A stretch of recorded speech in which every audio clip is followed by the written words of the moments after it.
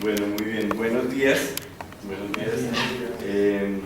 Bienvenidos a esta sesión del mes de agosto del CEDEC. Para nosotros es un gusto tenerlos acá. En el día de hoy tenemos esta exposición que nos va a hacer el doctor Camilo Osa, que es abogado y especialista en Derecho Público de la Universidad Externado a Colombia, con un máster en Análisis Económico del Derecho y Políticas Públicas de la Universidad de Salamanca. Hemos puesto el link del doctor Camilo Osa ahí en la página web del CEDEC, donde el doctor, que está pues muy dedicado al tema académico con la Universidad Externado, pues tiene varios de sus documentos publicados. Tuve la oportunidad de conocerlo en una reunión que tuvimos en el Externado hace poco y quedé muy impresionado con todos los desarrollos académicos que están haciendo en el Externado, que está haciendo particularmente el doctor Osa. Para nosotros es un gusto tenerlo acá.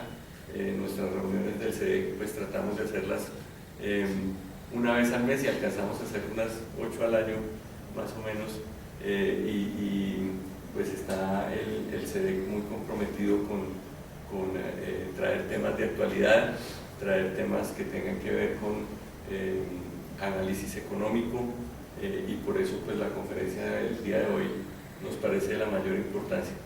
Doctor Osa, nosotros generalmente sesionamos hasta las 9 de la mañana más o menos, pero no nos van a sacar si nos demoramos un poquito más. Nosotros lo que sugeriríamos es que usted nos hiciera su exposición por hasta las 8:30, 8:40, y dejar un ratico para las preguntas y la discusión que se arma aquí en el CEDEC por regla general. O sea, hay veces que aquí en el CEDEC hasta dejamos que los expositores terminen la conferencia. Pero una de las partes importantes es también la oportunidad de discutir. Entonces, pues muy bienvenido, muchas gracias por acompañarnos. Tiene usted el piso del CEDEC. Muchas gracias. En primer lugar, pues agradecerle al doctor Alfonso Miranda por la invitación, al Departamento de Derecho Económico y al Centro de Estudios de Derecho y la Competencia, el CEDEC, que dirige el doctor Miranda, por esta invitación, al doctor Carlos Uribe, que tenía ya el placer de conocerlo cuando estaba en España, y pues muchas gracias por esta invitación a la Universidad Javeriana y a todas las personas que están aquí presentes, pues por tomarse unos minutos de su tiempo para escuchar pues algo que vengo a comentarles hoy. Es un tema propio del derecho de la competencia, y es un tema que surgió en Europa a raíz de varias prácticas anticompetitivas que se venían presentando, que se venían mezclando entre sí, y pues la misma Unión Europea terminó sacando esta teoría de compresión de márgenes. Ya más adelante les voy a explicar en qué consiste eso. Para eso primero hay que hacer una breve introducción al tema. ¿Por qué?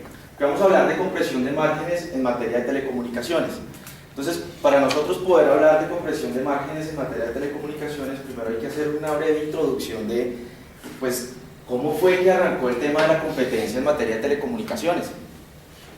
Pues bien, lo primero que nosotros tenemos que decir es que por allá hacia los años 80 más o menos, comenzó ese movimiento tendiente a volver todo competitivo. Todos los mercados que antes eran monopolísticos, pues la idea era volverlos competitivos, ¿sí? Y uno de esos mercados sobre los cuales comenzó a aplicarse en esas ideas, pues fue el de las telecomunicaciones, que además era un mercado bastante complicado, pues por la estructura propia del mercado. Entonces, este mercado, ¿cómo operaba? ¿O cómo opera actualmente? El mercado de las telecomunicaciones, ustedes saben que existe una única red. En la mayoría de los países existe una única red donde existe un operador que es el que la administra, y lo que hacen los demás operadores que quieren competir y que quieren entrar en el mercado, pues lo que hacen es interconectarse y acceder a la red que está administrando el otro competidor. Hacia los años 80 más o menos, pues la misma empresa que administraba la red pues era la misma que prestaba el servicio también al usuario final. Entonces, cuando se quiso volver competitivo el mercado, pues lo que se buscó fue el mecanismo a través del cual se podía lograr eso. Entonces, existían dos formas. Una, que las personas que quisieran entrar a competir en el mercado, pues construyeran su propia red. Pero eso generaba un problema, porque eso generaba unos costos hundidos demasiado altos, y pues las personas o los empresarios racionales no estaban muy dispuestos a asumir ese tipo de costos. Entonces, el mecanismo por el que se optó en la mayoría de países fue por el de dar acceso e interconexión a esas redes. Es decir, la empresa que está administrando la red permite que los demás competidores que quieran entrar a prestar el servicio de telecomunicaciones se puedan interconectar y puedan acceder a esa red y puedan prestar el servicio al usuario final. Ese fue el mecanismo que se ideó, palabras más, palabras menos, para poder volver competitivo este sector. Entonces, la competencia básicamente se daba, y sobre todo en este caso en el que vamos a ver de compresión de márgenes, la competencia se daba era en el mercado minorista, porque hay que aclarar que existen dos mercados. Como les acabo de decir, pues existe el mercado mayorista, que es el de la empresa que administra la red, porque existe una única red y es la encargada de dar el acceso y la interconexión a los demás competidores. Pero asimismo existe un mercado minorista, que ¿cuál es? El de los usuarios finales, el de todos los usuarios residenciales, no residenciales, industriales y o comerciales. Ese es el mercado minorista. En ese mercado minorista es donde se iba a presentar la competencia. ¿Bien? Y eso actualmente lo vemos en muchos países, incluso nosotros acá. Si nosotros vamos a contratar un servicio de telefonía local para nuestras casas, pues nosotros podemos ir a Telmex o podemos ir a ETV. Tenemos varias ofertas, varias empresas que nos prestan el servicio. Sin embargo, la red tiende a ser una sola. Hecho esto, es decir, abierto este mercado a unas condiciones competitivas pues más favorables para los demás, pues la competencia se comenzó a desarrollar, podríamos decir entre comillas, normalmente.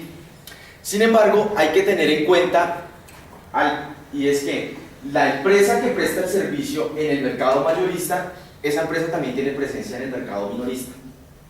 Es decir, es una empresa que tiene presencia en los dos mercados y tiene la posición de dominio en uno solo, en el mercado mayorista.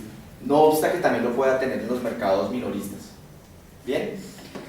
Entonces, cuando comienza a surgir este problema de que finalmente terminó llamándose compresión de márgenes, todo radicaba porque pues las empresas que tenían esa posición ya en el mercado mayorista y prestaban el servicio y permitían que las otras empresas se interconectaran y accedieran a sus redes, pues siempre tenían el afán ¿de qué? De conservar su porción de mercado en el mercado minorista, ¿sí? Que era al final donde le podía representar muchos mejores ingresos y podía tener una mejor retribución del servicio prestado. Entonces, eso puede llevar a que cuando nosotros estamos en el afán de siempre mantener nuestra ventaja competitiva o de aumentar la misma, pues es posible que nosotros podamos incurrir en determinadas prácticas que puedan llegar a ser anticompetitivas. Y finalmente eso fue lo que ocurrió. En la Unión Europea hay tres casos significativos en lo que tiene que ver con compresión de márgenes. Ya lo vamos a ver. Existió, el primer caso que existió fue un caso de Telecom de Alemania, seguido por uno de la compañía telefónica de Suecia, y finalmente, por donde ya se forjó un poco mejor la teoría y la Unión Europea decidió tratar de ponerle freno a esta conducta a través de la sanción, que ya vamos a ver al final un poco esa parte de la sanción, fue con el caso de Telefónica. Más o menos hacia el año 2012 fue que salió esa sentencia de Telefónica, e incluso a comienzos de este año salió el recurso de casación donde se confirmó el Tribunal Europeo la sanción impuesta. ¿Qué es la compresión de márgenes? La compresión de márgenes es una conducta en la cual es necesario que exista dos cosas, o tres. La primera, que exista un operador con posición dominante. Segundo, que exista un mercado verticalmente integrado, como por ejemplo en este caso, que el operador dominante tiene presencia en el mercado mayorista y en el mercado minorista, ¿sí? Y adicionalmente es necesario que esa diferencia de precios que yo tengo entre el mercado mayorista y el mercado minorista no le permite a mis competidores tener un margen o un beneficio suficiente para poder soportar lo que representa la operación normal del mercado. En últimas, lo que busco es un efecto de exclusión, de poderlos sacar del mercado. Entonces, la compresión de márgenes pues es eso, es una reducción del beneficio económico que pueden tener los demás competidores al momento de pagar el acceso al servicio mayorista, al mercado mayorista, en relación con el beneficio que obtienen por el precio que cobran en el mercado minorista. Es eso la compresión de márgenes. vamos a explicar un poco más claro con el caso que les acabo de mencionar de Telefónica. Telefónica pues era el operador dominante en España y pues tenía varios competidores, y el problema surgió con un competidor francés. Por eso el tema llegó hasta el Tribunal Europeo y salió de la jurisdicción española, porque estaba metido un competidor francés.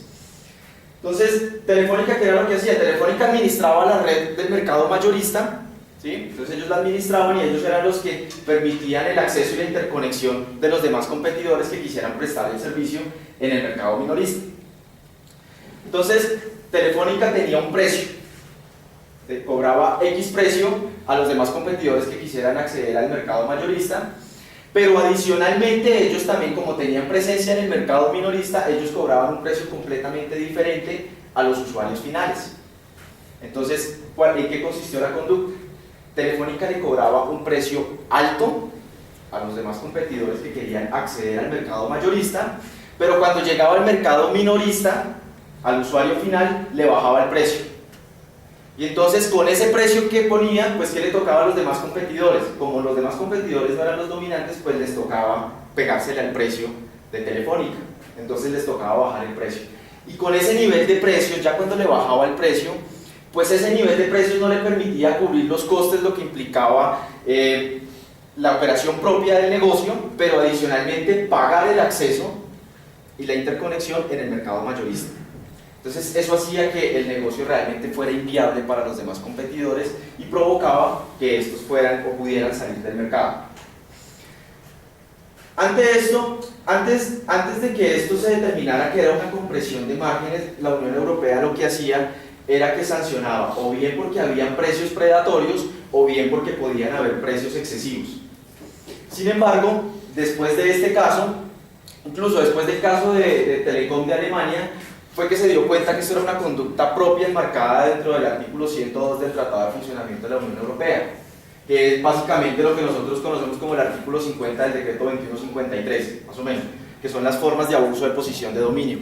Entonces entendió que esta compresión de márgenes era una forma de abuso de posición de dominio propia y que el listado que se encontraba, el listado que se encontraba dentro del artículo 102 del Tratado de Funcionamiento de la Unión Europea, pues no era un listado taxativo y por ende podían quedar inmersas otro tipo de conductas como la compresión de márgenes. Como les mencioné hace un rato, esta conducta tiene unos elementos. Básicamente los más importantes son estos que les acabo de mencionar. Lo primero, que existan dos mercados verticalmente integrados. Eso es importante. Entonces, en este caso nosotros teníamos el mercado mayorista y el mercado minorista. Son dos mercados verticalmente integrados y era necesario la interconexión en el mercado mayorista para poder ir a prestar el servicio en el mercado minorista.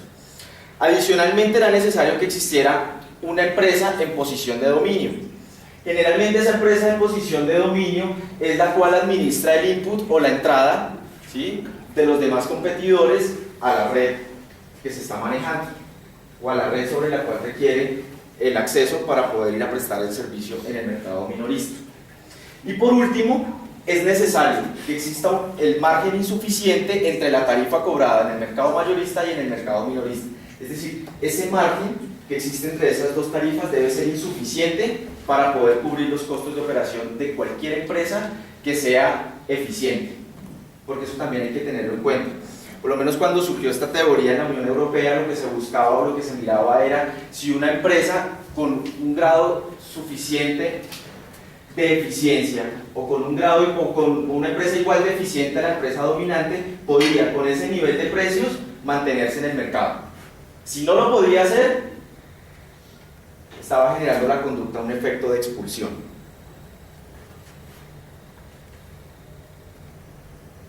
Aquí viene el mayor problema del asunto, porque hasta donde hemos visto, pues efectivamente sí, esa conducta está marcada dentro del artículo 102 del tratado, es una forma de abuso de posición de dominio. Vemos que realmente la empresa dominante en este caso pues estaba aprovechando su mejor posición para poder excluir del mercado a los demás competidores. Sin embargo, este caso tiene un problema, y es justamente por eso también el nombre de la conferencia. Cuando yo les decía a ustedes, les ponía ese indebida articulación entre la regulación, ese in entre paréntesis, es porque aquí pasó algo similar. Es decir, aquí el problema no era solamente competencia, el problema no era solamente que Telefónica infringió las normas de competencia al imponer esa estructura de precios. El problema también era que había metido en el conflicto el regulador español. ¿Qué pasó? En cuanto a la regulación tarifaria, pues voy a explicarles un momentito este pedacito para poder entender en qué consistió o dónde estuvo el choque entre esos dos tipos de regulación. Lo que pasaba en el caso de Telefónica era que el acceso y la interconexión, el precio que debía cobrar Telefónica a los demás competidores por ese acceso, por esa interconexión, era un precio que estaba regulado. Entonces, ese precio pues lo establecía el regulador español. Generalmente lo que hacía el regulador español era, no imponía un precio específico, sino que regulaba a través de un suelo y un techo de precios. Entonces le decía, usted puede cobrar entre 5 y 10, por así decirlo. Usted verá qué precio lo pone, pero no puede poner más abajo de 5 ni más arriba de 10. ¿Sí? Eso pasaba en el mercado mayorista para garantizar el acceso y la interconexión a través de la regulación. Pero adicionalmente, en el mercado minorista podían pasar varias cosas. Una, que el regulador también impusiera el precio, lo cual generalmente no era muy común. Básicamente, como lo que se buscaba era que si hubiera competencia en el mercado minorista, pues lo que se buscaba era que el mismo mercado pusiera el precio. Sin embargo, el regulador muchas veces solicitaba que le dijeran cuál era el precio que iba a cobrar para ellos aprobarlo o improbarlo. ¿Sí? Eso podía pasar. Y generalmente eso era lo que pasaba. Y en este caso, eso fue lo que pasó.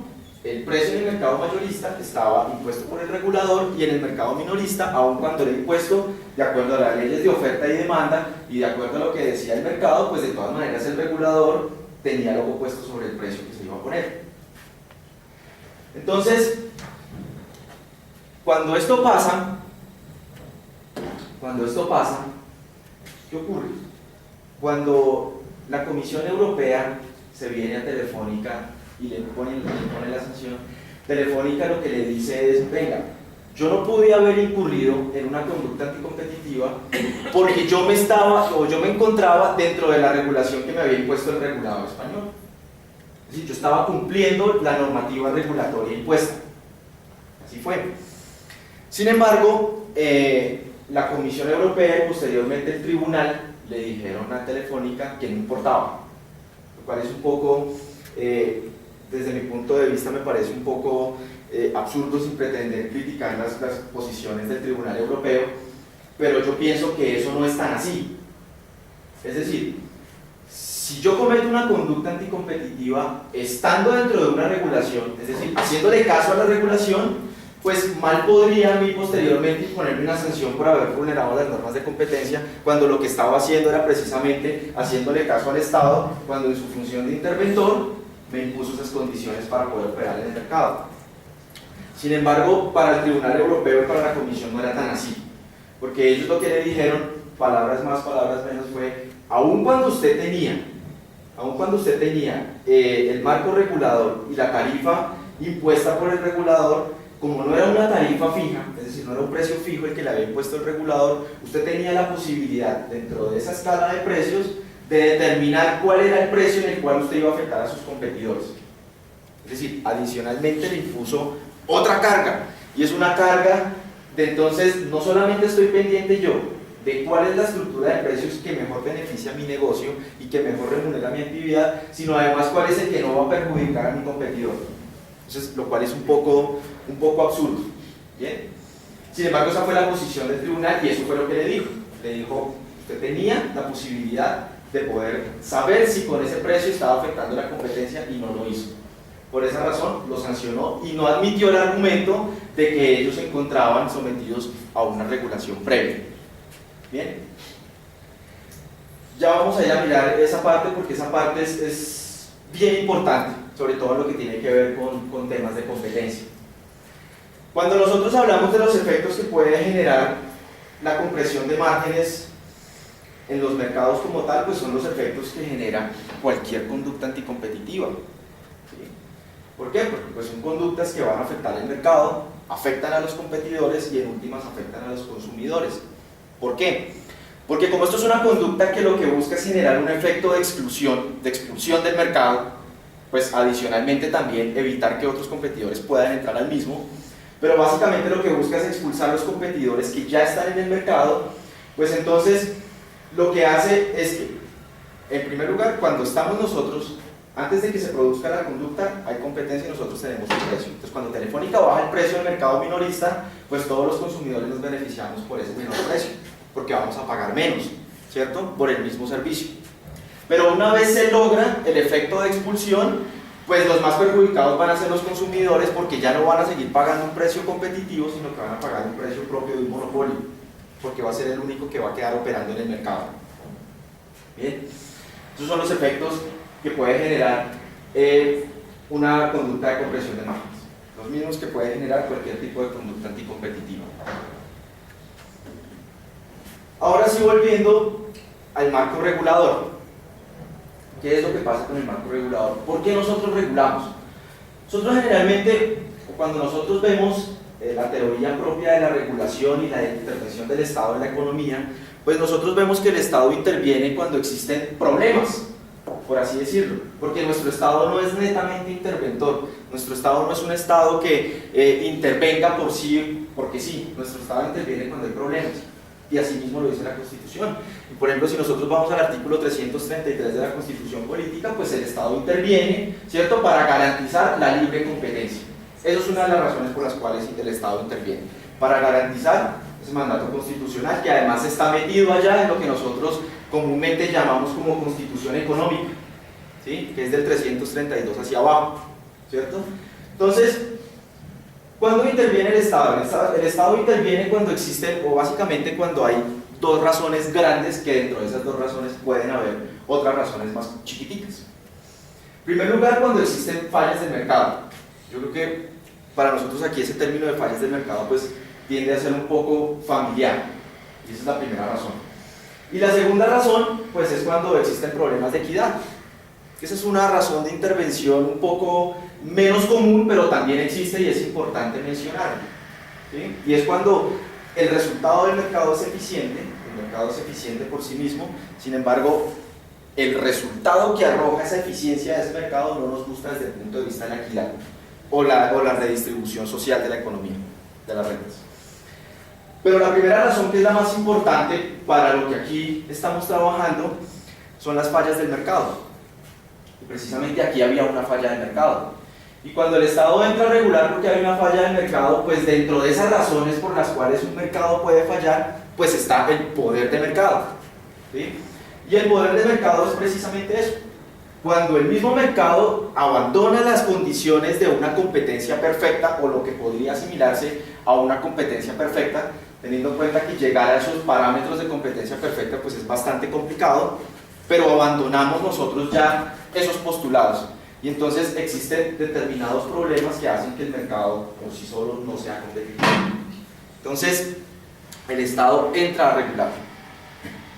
Como vemos nosotros, al decir eso, que una de las razones por las cuales el Estado interviene es porque existe poder de mercado, pues ahí mismo estamos dando nosotros la articulación que debe existir, o la propia articulación que debe existir entre la regulación ex ante, que es una regulación de mercados, y la regulación ex post, que podríamos llamar la intervención de la autoridad administrativa, que es la que entra a reprimir, a sancionar o a castigar determinado comportamiento que pueda ser considerado anticompetitivo.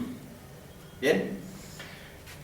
Básicamente lo que hace la autoridad regulatoria en estos casos es tomar precisamente pues esas condiciones donde nosotros miramos dónde no existe la competencia. Entonces, nosotros lo que hacemos en primer lugar, o lo que debe hacer el regulador siempre en primer lugar, es hacer un análisis de mercado. El regulador hace un análisis de mercado para poder determinar cuál es ese mercado relevante donde existen problemas, ¿sí? ¿Por qué? Porque no todos los mercados son iguales y no se puede mirar de la misma manera un mercado cuando dentro de ese mercado pueden haber submercados. Me explico mejor. Existen mercados que son muy grandes, por ejemplo, el mercado de las telecomunicaciones, son mercados demasiado grandes. Y dentro de lo que nosotros llamamos telecomunicaciones existen otros pequeños mercados, pequeños entre comillas porque a la final no son tan pequeños, ¿cierto? Pero existen muchos otros mercados. Entonces, por ejemplo, nomás aquí en la conducta que nosotros estamos analizando, pues vemos dos tipos de mercados. Y asimismo pueden haber muchísimos más. ¿Bien? Por ejemplo, lo que tiene que ver con la venta de aparatos para funcionamiento de las telecomunicaciones, lo que ustedes se puedan imaginar. ¿Bien? Entonces, cuando el regulador toma ese análisis de mercado, lo primero que debe hacer es segregar cuál es ese mercado en el cual se está presentando el problema. Porque como les digo, puede que no sea en todo el mercado, sino puede que sea en uno de esos submercados, o en dos, o en tres, o en todos. O al final puede que en ninguno. Pero si encuentra que no hay ninguno, pues entonces ¿cuál va a ser la decisión del regulador? Pues no hacer nada, ¿cierto? Porque no está pasando nada. Pero si vemos que sí hay un problema, pues entonces después de que nosotros lo determinamos y nosotros logramos establecer cuál es ese mercado relevante, pues lo que debe hacer la autoridad regulatoria es determinar si en ese mercado relevante donde está detectando que existe problema, existe una posición de dominio. Ahí no va a determinar si existe un abuso, solamente va a determinar si existe una posición de dominio. Y esa posición de dominio la determina para poder imponer condiciones u obligaciones, las cuales deben ser respetadas por el operador, en este caso de telecomunicaciones, de manera posterior. Ese es el análisis que debe hacer el regulador, a grosso modo, porque dentro de eso pues hay muchísimas cosas. Estamos tratando de simplificar un poco el asunto para poderlo hacer más claro, pero dentro de eso hay muchas cosas. Pero simplemente vean ustedes cómo cuando nosotros analizamos un mercado hay que tener en cuenta muchas cositas que van saliendo. Bien, cuando el regulador hace eso, el regulador siempre lo debe hacer cuando estamos en presencia de una falla de poder de mercado, claro, porque si estamos en presencia de un problema de una externalidad o estamos en presencia de una asimetría de información como puede pasar en materia de derecho al consumo, pues la decisión será otra, ¿cierto? Y las obligaciones que pueden poner pues serán otras, serán las propias de el problema que esté tratando de resolver. Pero aquí estamos en un problema de poder de mercado. Una vez hace eso, el regulador pues lo que hace es tratar de generar o tratar de suplantar al mercado. Es decir, con esa regulación que impone el regulador, pues lo que hace es tratar de suplantar el mercado para poder restablecer el mismo y decir, bueno, aquí donde no teníamos nosotros unas condiciones tan competitivas, a través de este tipo de obligaciones, pues las podemos garantizar, o podemos garantizar que por lo menos nos aproximemos a ello, ¿cierto? Pero lo que no puede pasar, y en eso sí, yo siempre soy muy enfático y siempre lo digo, lo que no puede pasar es que la regulación termine generando lo contrario. Es decir, que sea la regulación la que termine tirándose la competencia, o que sea la regulación la que termine metiendo a una empresa en un problema de competencia cuando antes no lo tenía, que era justamente lo que pasaba en este caso, ¿cierto?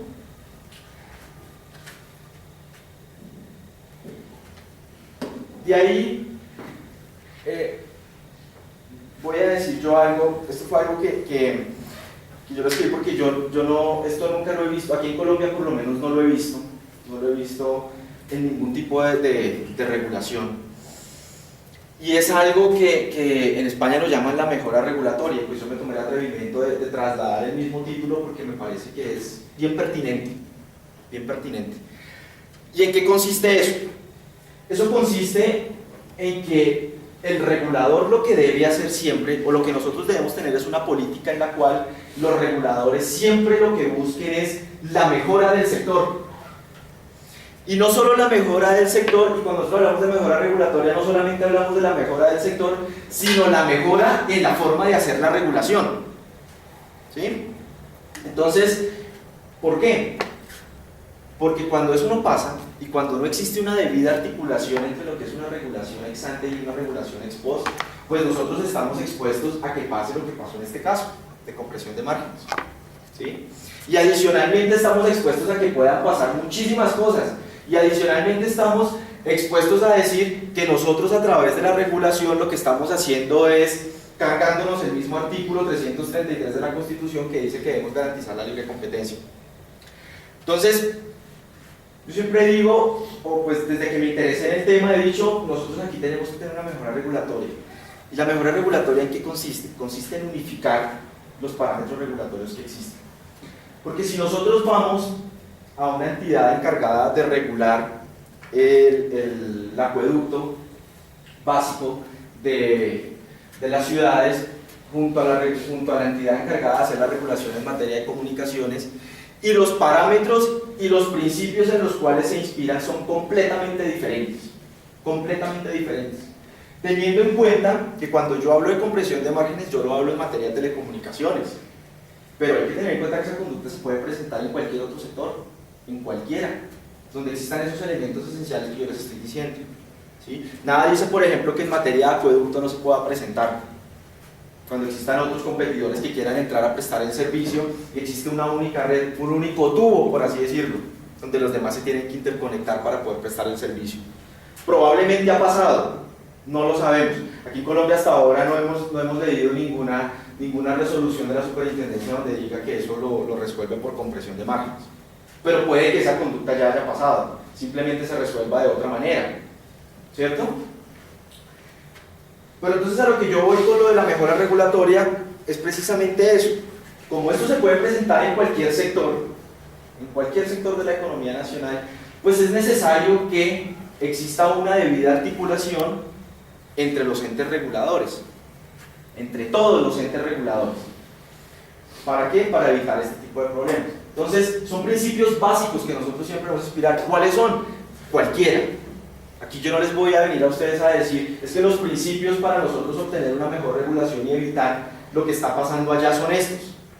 No, simplemente es que el Estado pueda determinar cuáles son, pero pueden haber muchos. Por ejemplo, un principio de necesidad. Muchas veces nosotros vemos el regulador regulando y ¿realmente había que regular? Es la pregunta. Y muchas veces regulan y ni siquiera era necesario, por ejemplo. También podemos hablar nosotros de establecer un principio de eficacia. Es decir, ¿realmente es eficaz esa resolución, esa regulación, que nosotros emitimos? ¿Logramos cumplir el objetivo al menor costo posible? ¿La decisión fue la mejor? Muchas veces no, ¿cierto?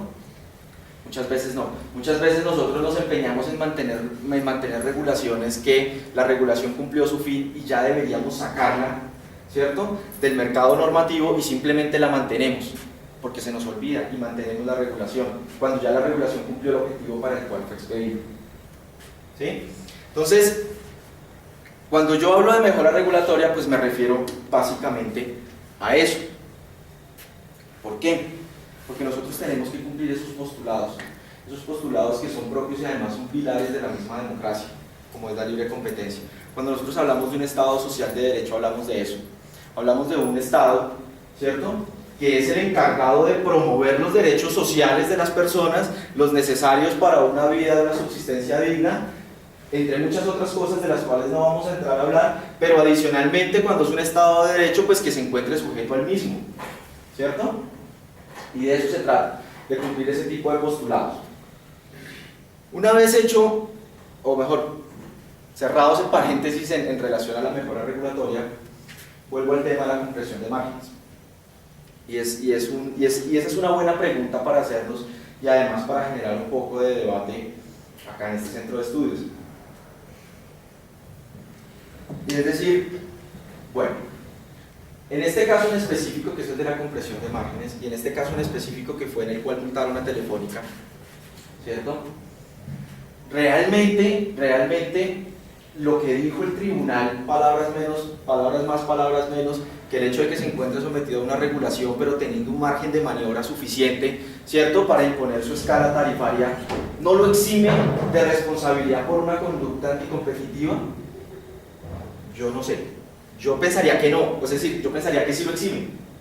O sea, no estoy de acuerdo con lo que dice el tribunal, yo pensaría que sí lo exime. Salvo, por ejemplo, aquellos casos en los cuales uno vea que que el regulado pues tal vez se aprovecha de la buena fe del regulador, por ejemplo, salvo ese tipo de casos. Pero en los demás casos nosotros veríamos que realmente una empresa que se encuentre sometida a una regulación, pues mal haría después la autoridad de competencia en venir y sancionar, ¿cierto? Sin embargo, es una buena pregunta para hacernos. Sí.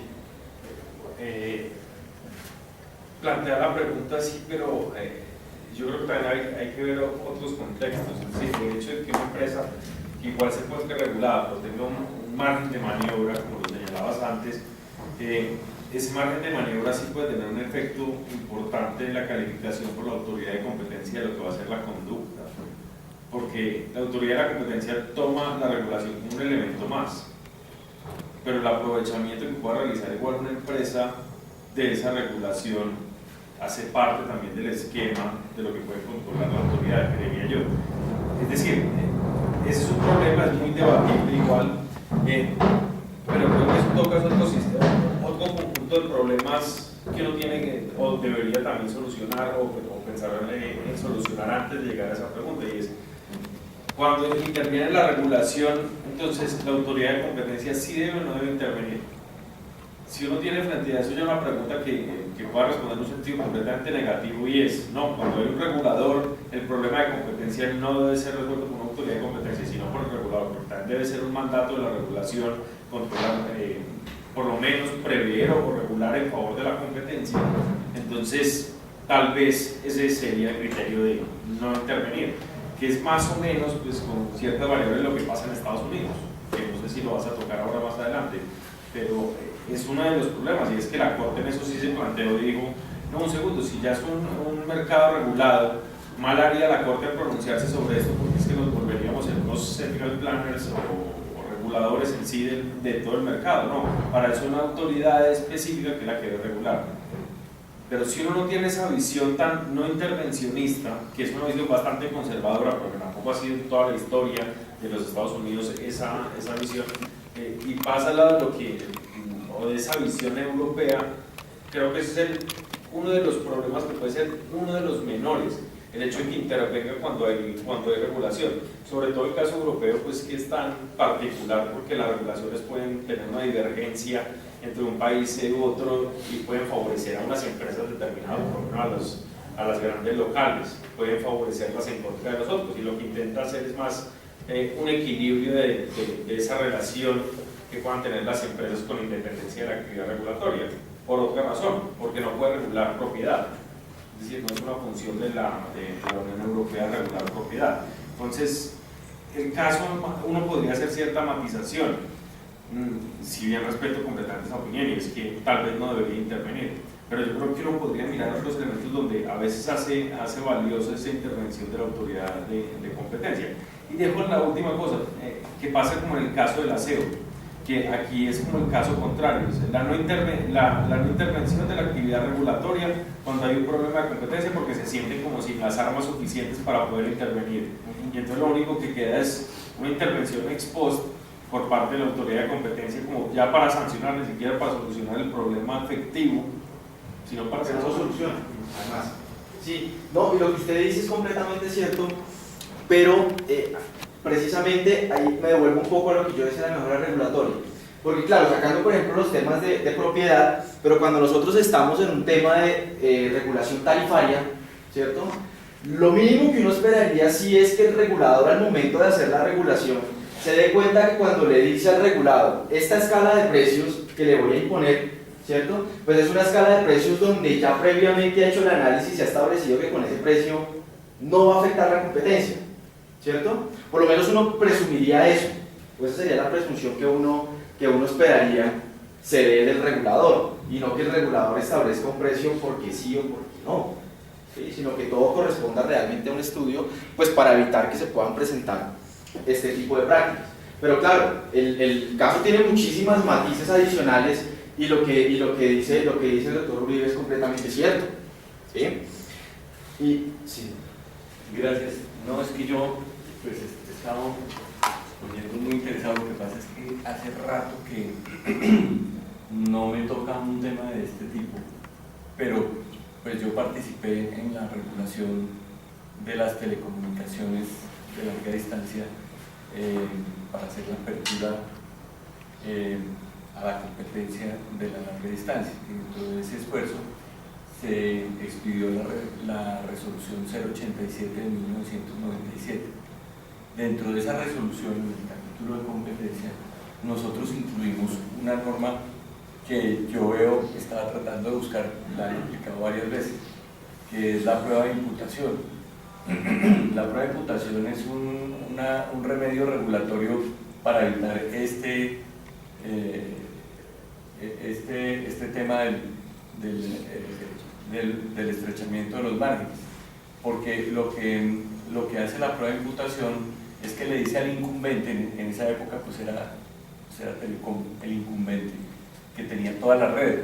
Entonces lo primero que se requería en un régimen de telecomunicaciones en esa época, pasando de un monooperador que tenía un virtual monopolio sobre la red y sobre las telecomunicaciones, lo primero que se hizo fue imponer la interconexión como un principio universal y obligatorio.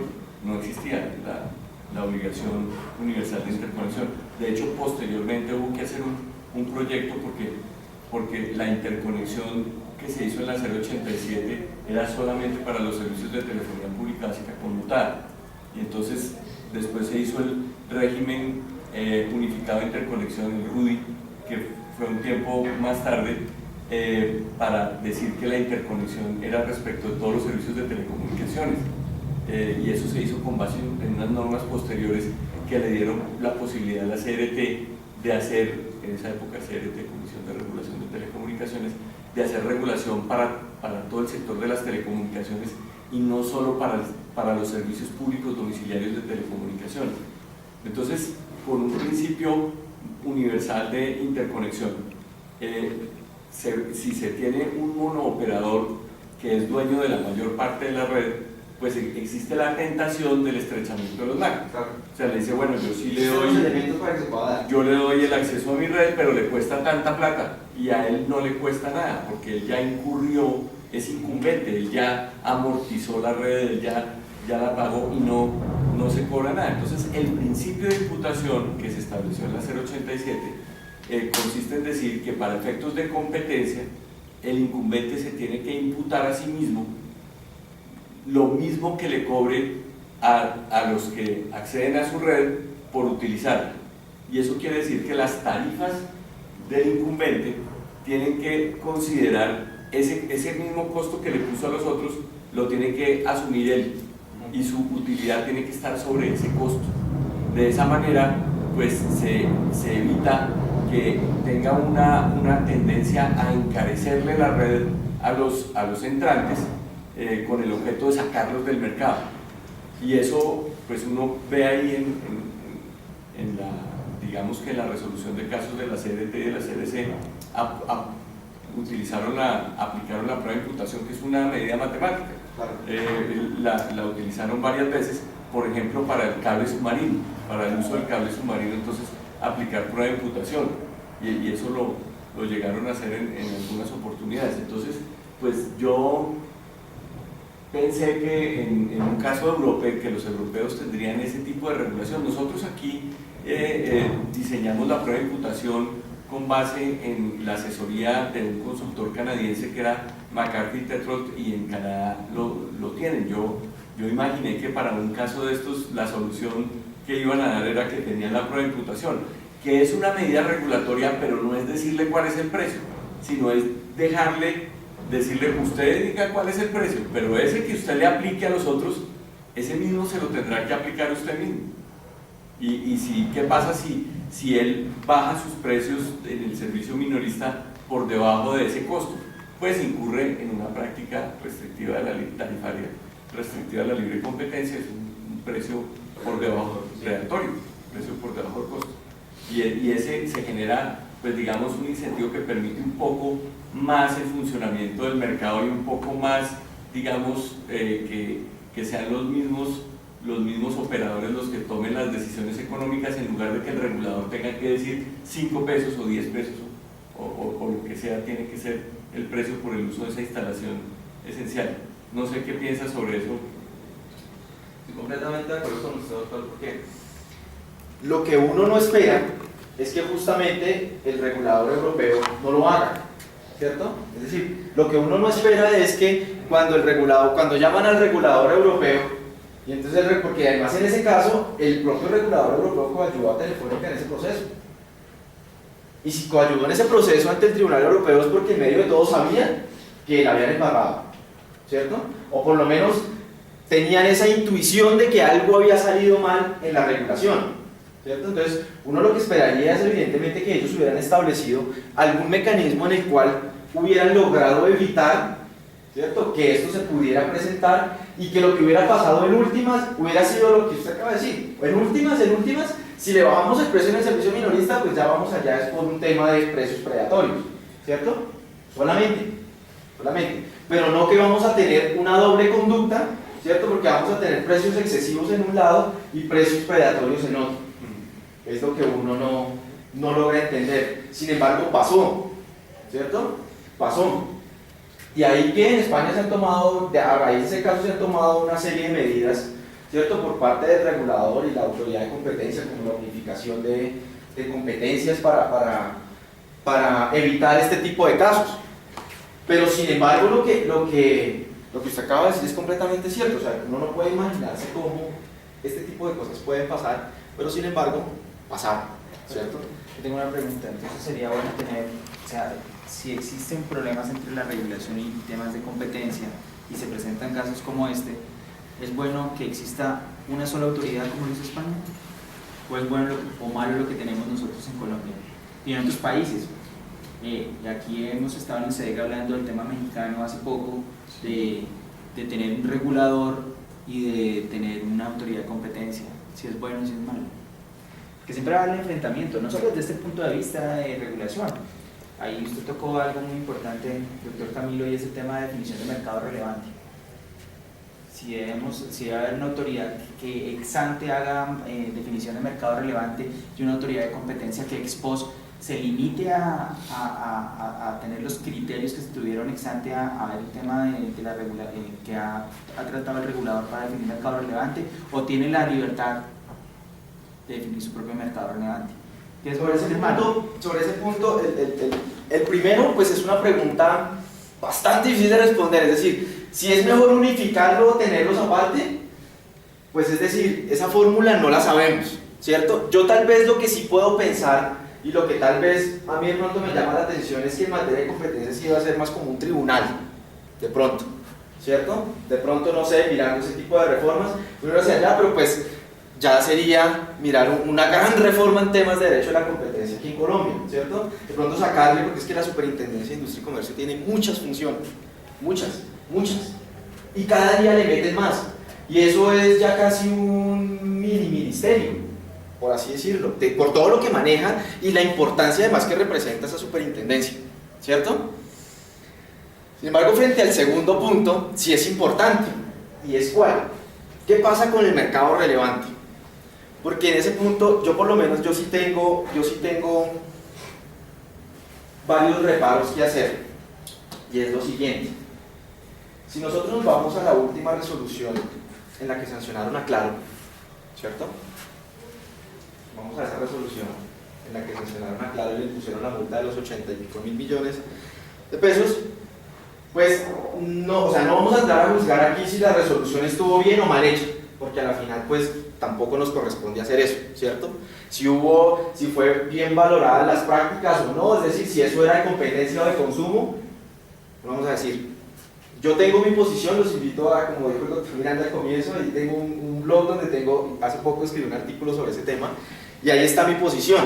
No voy a entrar a determinar en ese momento si era competencia o era consumo. Pero en relación al mercado relevante, yo sí tengo una posición fija en ese tema en específico. ¿Y es cuál? Como yo les decía a ustedes hace un rato, cuando nosotros estamos en una regulación ex ante, pues lo importante siempre es que el regulador haga esto, ¿cierto? Defina el mercado relevante, lo determine, lo segregue, nos diga, bueno, aquí hay 5 o 6 mercados, de estos 5 o 6 mercados en materia de telecomunicaciones hay 2 donde se nos están presentando problemas, ¿sí? Y en esos 2 entonces vamos a imponer obligaciones específicas al que tiene posición dominante para garantizar la competencia, ¿sí? eso lo hace, ¿cierto? Determina el mercado relevante el regulador. Pero es que una cosa es el mercado relevante que determina el regulador para imponer obligaciones, ¿sí? Para imponer obligaciones para garantizar que haya competencia, y otra cosa es cuando viene la autoridad de competencia y determina el mercado relevante para determinar que en ese mercado se está abusando de la posición de dominio. ¿Cierto? Sí, es que me encontré ahí en la página web de la CDC, la 087 todavía existe. Y pues ellos lo que han hecho es irla modificando. Y ahí trae en el artículo 10, tiene todavía la prueba de imputación, ahí está. Prueba de imputación, operación que sirve para comprobar la obligación que tienen los operadores de telecomunicaciones de que la tarifa impuesta por la utilización de una instalación esencial, la prestación de servicios adicionales o el suministro de espacio físico sea igual a la tarifa que cobraría a sí mismo el proveedor por el uso de la instalación. Entonces lo que obliga a la regulación es si es una instalación esencial, lo que obliga es a que aplique la prueba de imputación. Entonces si no aplica la prueba de imputación, o sea, si no se está cobrando a sí mismo lo mismo que le cobraría al otro, lo que sucede es que hay una infracción regulatoria y ahí pues lo investigaría pues el ministerio seguramente. Y si le cobra y si baja su precio en el servicio minorista por debajo de ese costo de imputación, lo que habría sería un precio predatorio. Sí, y ahí sí entraría la autoridad de competencia determinada. Por ejemplo, en esos casos puede haber por lo menos podemos decir que está demarcado la limitación de competencias, ¿cierto? Pues yo creo que se resolvería así, no sé qué piensan. No, yo también pensaría igual. Pues que ahí nos salvamos en telecomunicaciones, pues tenemos la norma que nos salva, pero sí es bueno tener en cuenta esto para los demás sectores, y sería bueno traspolar esa norma a los sectores. Claro. Pero yo no sé si, es decir, la norma también puede llegar a tener su problema. ¿Por qué? Porque los costos, lo que garantiza integración vertical es igual evitar los costos de transacción o disminuir esos costos de transacción, es ser más eficiente. O sea, no duplicar la infraestructura. Sí, pero al mismo tiempo el hecho de yo poder prestar el servicio, si me permite al mismo tiempo participar en el otro servicio, yo tengo una garantía, y es que yo no voy a incurrir en tantos costos de transacción. En cambio, si contrato con un tercero, sí tengo esos costos de transacción, porque la forma de solucionar un problema interno de que las compañías integralmente verticalmente integradas puede ser más fácil. En cambio, frente a un tercero puede venir una intervención mucho más costosa, pedir abogados, bueno, tiempo, todo lo que sea, las negociaciones pueden ser mucho más complejas. Entonces, la ventaja también que tiene la integración vertical es disminuir un poco esos costos de transacción. Esta norma lo que puede estar evitando es todas esas ganancias de esos costos de transacción. Claro, pero lo que pasa es que tú aquí, es que fíjate que es una instalación esencial. Sí, sí. Entonces, la definición de instalación esencial es que es una instalación necesaria, que es indispensable para prestar el servicio y que no puede ser replicada. Y que no puede ser replicada. Entonces, lo que tú estás haciendo es privilegiar, o sea, si tú tuvieras una concepción puramente, digamos, Chicago eficiencia, entonces tú dirías, no, el que construyó la instalación esencial es el que presta el servicio porque él es el que es capaz de prestarlo más barato a todo el mundo. Pero aquí lo que se está tratando es de permitir que haya competencia en el otro nivel. El regulador lo que está diciendo es, a mí me parece deseable que en el nivel de más abajo haya competencia. Entonces le está poniendo un sistema para que puede que no sea de la más rabiosa eficiencia, pero que lo que hace es que permite que entre los otros operadores aprovechen la instalación esencial, que no se tenga que duplicar una infraestructura que de golpe no es replicable, y que sí puedan entrar a competirle allá abajo en unos términos en los que todavía puedan competir. No, está claro, el punto no es ni tanto por un lado ni tanto para el otro, no, porque es que la solución de los problemas, creo que nos la van a contar ahora, el hecho es que quien ha terminado subsidiando la existencia de ese mercado, que existan otras empresas, es el consumidor. Y ese es uno de los problemas de las órdenes que ha dado la comisión. Y es, listo, ¿sabe qué? Suba tarifas usted y pues claro, el precio final va a ser más alto, pero el consumidor en el largo plazo se verá beneficiado de que haya mucho más agentes.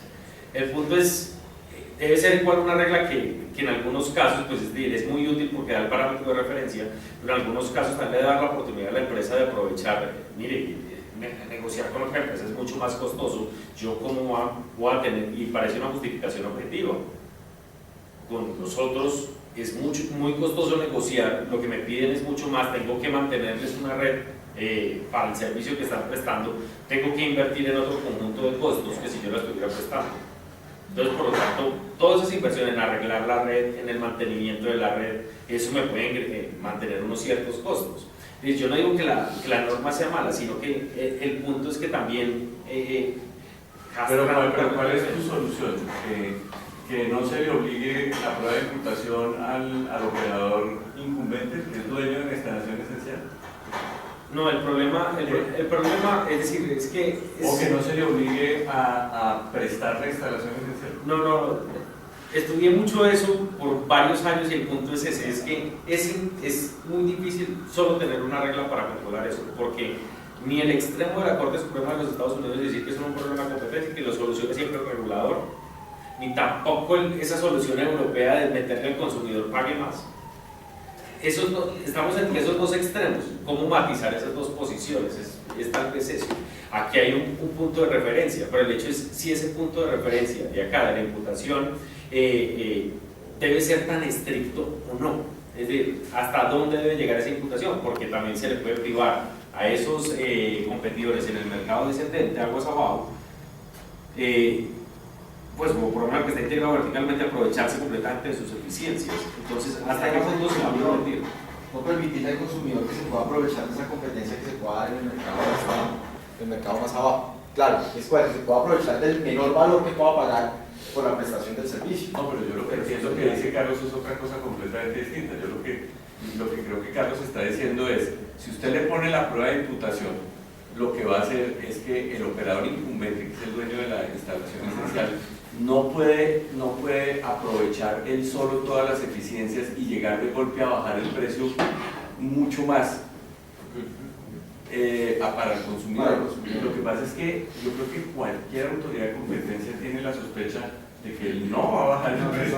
Precisamente es incumbente, es el único que tiene la instalación esencial, es el único que puede prestar el servicio, entonces pues a pesar de que tenga toda la eficiencia, no la va a transferir a los consumidores. Ya lo que habría que hacer es regularle la tarifa de abajo, pero seguiría él solo, porque si lo que ha hecho el derecho de la competencia es decirle no, usted tiene que, como la instalación es esencial, usted tiene que compartir, tiene que permitir que los otros ingresen. Que puedan acceder. Y para que no haga lo del estrechamiento de los márgenes, le dice y tiene la prueba de imputación, entonces regule cuánto vale que los otros lo usen y remunérese en su red, pero tenga claro que lo que le aplique a ellos es lo mismo que usted tiene que decir que le cuesta a usted, para que estén como en igualdad de condiciones para competir. Pero eso sería el punto como decir, ¿sabe qué es que quiere integración vertical? ¿Para qué? Dividamos completamente sectores. Esto pasó en energía, en gas. Energía y gas. Generación y telecomunicación, generación y transmisión. O sea, le dijeron, no señores, usted es el dueño del tubo, me hace el favor, usted es el dueño del tubo, pero ojo, no puede estar integrado verticalmente aguas abajo. Por eso, y ese es el hecho. Entonces, ¿para qué separar completamente los sectores si yo también le voy a impedir permitir la integración, si le voy a impedir que tome los beneficios de la integración? Yo no estoy diciendo con ninguna posición, porque es que yo creo que es imposible tener una posición que se pueda acomodar para todos los casos. Pero el hecho es, la imputación al mismo tiempo como medida regulatoria puede afectar eso. Pero al otro lado, la intervención de la competencia puede generar el daño contrario, y es el incremento de los precios finales en contra del consumidor. Entonces es completamente una paradoja, si de regulación o competencia, pero no parece que alguna de las dos pueda tener una solución mágica a ese problema. No sé. Ahí, lo que acaba de decir ahí el doctor Uribe, pues nos adelantamos. ¿Cuál es la solución? Pues la solución finalmente pues no podemos decirla aquí porque lo que usted acaba de decir es que la solución es muy difícil tenerla. Todos podemos pensar algo diferente. El doctor Miranda también tiene una posición que es completamente válida. Además, aquí ha funcionado para evitar por lo menos que se dé esto específico, ¿cierto? Que se dé una compresión de márgenes. Pero también entonces nosotros podemos evitar que los consumidores se puedan aprovechar de los beneficios que puedan representar unas empresas verticalmente integradas. ¿Cuál es el mecanismo? No lo sabemos. Yo tal vez me iría más por las soluciones a de la regulación, pensaría yo, sí, pero de todas maneras lo que dice el doctor Uribe es completamente cierto, ¿cierto? Pues eso no puede ser del todo así, habría que mirar, ¿cierto? Pero tenemos posiciones diferentes. Pero es que yo lo que no creo es que si no se le imponen este tipo de medidas regulatorias a un operador pueda incumbente, que él vaya a transferir sus eficiencias al consumidor estando solito. O sea, ¿qué incentivo tiene él para...? Estando solo no tiene.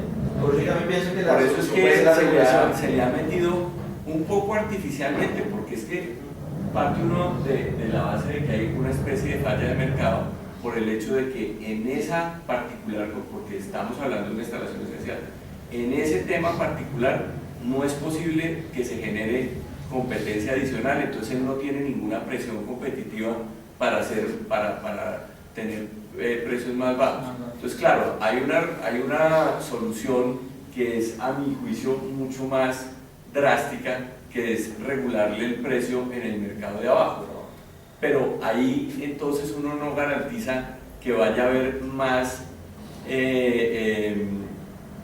digamos, beneficio para el consumidor generado por las distintas alternativas. Porque ese incumbente, que es un monopolista, él simplemente dice, bueno, me regularon la tarifa, entonces pues les voy a prestar el servicio ahí a esa tarifa que me pusieron, pero no es que vaya a esforzarme mucho.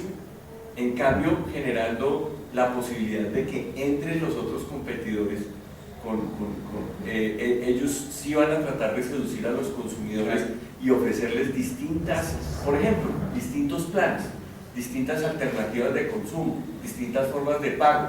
Entonces la solución que se ha dado es decir, hay una falla de mercado, tenemos que generar unas regulaciones que permitan que ingrese nueva competencia para utilizar esa infraestructura y que los consumidores puedan tener distintas alternativas, así realmente no se aproveche la totalidad de la eficiencia.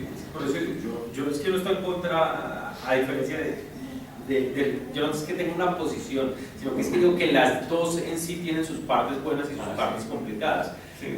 Tomar una decisión es muy difícil de forma general, por eso, como puede servir para telecomunicaciones, la solución contraria es la de energía. No, cada una está más separada. Pero mire lo que pasa en esos mercados. Mucho más drástico. Pues por eso. Sí, Pero mire lo que ha venido pasando en esos mercados, que ahora que es un tema que ha venido tratando la superintendencia en los últimos años. ¿Y cuál es?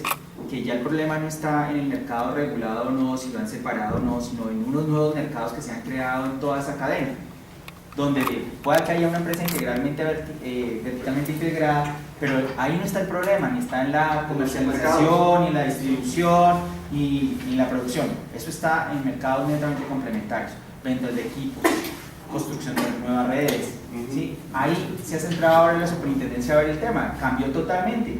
O sea, es decir, ya hay otros nuevos mercados donde está ese que tiene poder de mercado y no hay nada de regulación, es un mercado libre, o sea, ahí están compitiendo todos contra todos y básicamente están en temas de equipos para prestar el servicio, construcción de redes internas, etcétera, etcétera. La superintendencia ha tenido varios pronunciamientos en los últimos años sobre ese tema, el mercado de energía. Multó hace más de un año a la empresa de energía de Boyacá por un tema en esos mercados complementarios de vender unos medidores especiales. Multó a una de las empresas en Cali, de Gases de Occidente. Bueno, ha estado metido en todos esos temas que se salieron ya de este Claro, problema. por eso yo le digo que siempre tiene que mirar, cada vez que hacer el juicio en cada uno de los mercados, porque es que el mercado como tal puede variar, ¿sí? De hecho, incluso para tener la respuesta a la primera pregunta que usted me decía, el mercado relevante, porque ¿qué pasó? Porque es que cuando usted mira la resolución en ese caso, claro, lo que me pareció a mí un poco raro es que va uno y dice, hay posición de dominio, ¿cierto? Entonces nos vamos por abuso de posición de dominio, pero hay posición de dominio porque la CRC en el 2011 dijo que había posición de dominio. Un momento. Porque eso no es tan así. Es decir, si nosotros miramos del 2011 al 2013, el mercado cambió, porque por lo menos entraron dos competidores más. Entró Virgin Mobile y otro. Y eso hace que el mercado cambie. ¿cierto? Y adicionalmente, hay que tener en cuenta algo, y es que las preferencias de los consumidores son transitivas, ¿cierto? ¿Y eso qué quiere decir? Cuando una preferencia es transitiva, quiere decir que cambian. Lo que a mí me gusta hoy, mañana puede que ya no me guste. ¿Por qué? Por muchas razones. Porque cambió el clima. Entonces, como en Bogotá está haciendo más calor, yo ya no tomo café, sino que tomo Coca-Cola. Y antes tomaba mucho café. Eso puede pasar. ¿Pero dónde queda el concepto de posición dominante legal? ¿Cómo así? ¿En dónde queda? ¿En qué sentido? Ese concepto de tener definida una posición dominante por un regulador o por una norma. Claro. ¿Dónde queda eso? O sea, porque es que cuando uno se enfrenta a un caso de competencia o a un caso de integraciones económicas, donde hay definida una posición dominante, ¿qué tiene que hacer la autoridad de competencia? ¿Sí? Determinarla. Determinar Hacer el estudio del mercado relevante. Tiene que hacer el estudio. Pues bueno, yo creo que ahí tenemos que invitar a ver todos los precedentes que ha habido sobre esos temas, pero muchos de los precedentes que se ha tenido, y esta discusión se tuvo mucho en la Superintendencia de Industria y Comercio, si me voy por una posición dominante legal o tengo que volver a hacer una definición de mercado relevante, pues tienen mucho que andar, y están, por ejemplo, todas las integraciones que están en el sector de energía, me corregirán aquí, todas fueron basadas en una postura que tuvo el regulador colombiano, todas. De hecho, hasta Isagen hoy en día está. Lo tienen por otro lado, tratan de hacer una definición de mercado relevante, pero siguen ceñidos a lo que dice la CREC. ¿Sí? Entonces, aquí el punto cuál es, si ya la CRC definió una posición dominante legal, ¿sí? Y esa está definida y uno puede definir posiciones dominantes legales, y uno puede acogerse a esa posición de dominio legal, ¿por qué tener que volver a definir mercado relevante? Porque el mercado cambia. Por eso acabo de poner el ejemplo. No, es que en este caso específico el mercado cambió. Porque entraron más competidores. Entonces, cuando entran más competidores, es probable que esa torta de repartición del mercado haya cambiado. Pero la torta es probable. En telefonía móvil celular habrá cambiado. Pero, por ejemplo, para ese caso particular, parte del raciocinio que tuvo la superintendencia para coger esa definición de mercado relevante fue precisamente que dentro de la labor que periódicamente hace la CRC de revisión de sus medidas y los mercados relevantes no había existido ninguna variación significativa, entonces la definición permanecía igual. Por más que pues, haya un par de tratos adicionales. Y además, es que yo estuve en esa resolución, yo la redacté. Entonces nosotros analizamos cuáles son las técnicas que usa la CRC para definir mercados y cuáles usa la SIC y son calcados. Entonces, duplicar el trabajo, malversar los recursos públicos en replicar un trabajo, es que ¿para qué? ¿Para qué? Y además nosotros hicimos el seguimiento, o sea, dijimos, sí, la CRC en 2011 definió que Concel era dominante. Vamos a ver qué ha pasado en el mercado. Bueno, nosotros veíamos el análisis de usuarios en cada red y tal, y no había variado de manera sustancial para decir, oye, es que a lo mejor Concel ya no es dominante. Entonces dijimos, oye, duplicar para un mercado que en estos años no se ve aparentemente que haya cambiado sustancialmente. Y creo que deben tener en cuenta, se tuvieron también en cuenta precedentes. La venta de la ETV en su momento llevó un análisis de mercados relevantes en materia de telecomunicaciones. Y obviamente uno de los que quería comprar cuando salió esa venta era Comcel. Y se hizo un análisis de mercado relevante en materia de integraciones. ¿Sí? Y el mercado del análisis, les invito a que vean la resolución, es idéntico al que tuvo la CRC. O sea, no hubo diferencia. Siempre fue calcado. Y podemos tener otros casos de discusión aquí bastante fuertes, donde en mi concepto, hoy en día lo digo, la Superintendencia de Industria y Comercio no debió haber aprobado operaciones de integración o no debió haber dado aprobaciones de integración en mercados que prohibían integrar ciertos servicios para ciertas empresas de gas y energía. Por razón regulatoria. Por razón regulatoria. Y es más, sigo diciendo que hay un problema, qué pena que hay un problema entre cómo se redactó el tema de integraciones, ¿sí? Cómo está redactado el tema de integraciones para escoger los caminos, el artículo 9 para escoger los caminos, si hay trámite de notificaciones y trámite de integraciones, ¿por qué no tuvo en cuenta un problemita? El tema de regulación. Y me corregirá el doctor Miranda porque hay un concepto que mandó Juan David Gutiérrez, que lo cita, ese sí ya lo vi en el libro del doctor Miranda, en el cual dicen, oiga, venga, ¿qué pasa cuando hay una integración vertical y allá me están diciendo que tengo que tener menos del 20% de mercado o no? ¿De cuál mercado? ¿Y de cuál mercado? Entonces, ese es un tema bastante complejo. Yo creería que incluso ese tema amerita un CD propio. Claro. Además, porque es que es un tema, o sea, el tema de mercados relevantes lo hablamos acá, pero realmente, ¿qué es un mercado relevante? Hay que entrar a decir, primero que todo. ¿Sí? Y eso es un tema bastante complejo, pero frente a esas valoraciones, sobre todo, no es esa situación de la cuota de mercado simplemente, sino que a veces se encuentra uno cuando lee la resolución como la salida fácil, cuando la conducta la llevan es por cláusula general. Entonces en cláusula general se quitaron el problema y punto. Entonces es que bueno, el problema es la existencia de la cláusula general. Es que O sea, no, es muy fácil. pero ojo, pero es que el hecho de que esté la cláusula, yo creo que la superintendencia cada vez va picando un poquitico más, y nos estamos encontrando, es eso, es que ya con el artículo 50 solamente tiene unas conductas, y parece que esas son nada más el abuso de la posición dominante que puede estar en Colombia, están esos numerales, de resto no hay más abusos de posición dominante, todo es cláusula general, porque la cláusula general es abuso de posición dominante, pues no hago el estudio de mercado. Esto es muy complicado, porque entonces es una puerta muy fácil para la superintendencia de te quiero sancionar y te sanciono. Porque es que simplemente es una restricción, ¿no? Sí. Es que como lo ha dividido y como lo dividió en servicios públicos, es básicamente si te quiero sancionar. Cualquier restricción. Por ejemplo, para el tema ahí, pensando en una superintendencia, para el caso de tipicidad, si quisiera ir por una conducta de uso de posición dominante, se ha entendido que las conductas no son taxativas, pero entonces, ¿por dónde se pueden encuadrar entonces para asegurar que hay un abuso para poder tipificar una norma y así estructurar una norma? pero en abuso es que creo que funciona así o no. No, pero en abuso de posición dominante sí son taxativas. Son esas y ya. Son esas y ya, porque es que a diferencia del artículo 47, el artículo 47 dice, y entre otras, que es para acuerdos, que ahí sí le cabe, pero es que es derecho sancionatorio, entonces también le pueden decir, no, es que un segundo, aquí no estaba esa conducta. Entonces, claro, vámonos para el artículo primero, y en el artículo primero, como es una cláusula general, y como yo superintendencia, no tengo un criterio más para valorar, sino simplemente lo he dividido en 3 elementos, pero en esos 3 elementos cabe cualquier restricción.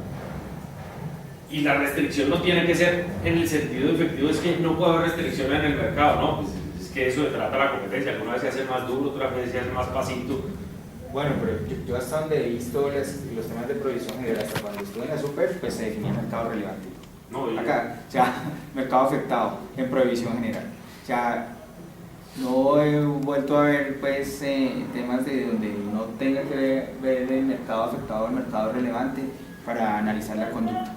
O sea, de una u otra forma ha habido No, análisis. yo sí creo que cualquier análisis de la regla Debe de la tener. razón de la provisión general pues implica definir el mercado relevante. Y no sé, hay un caso que fue archivado, pero es un caso de instalación esencial que se puede ver, y es el caso de la Sociedad Portuaria de Barranquilla. Es un caso, pues generalmente esos casos de archivo no tienen el impacto que tiene Comcel, pero sí tiene un buen precedente para que uno lo examine.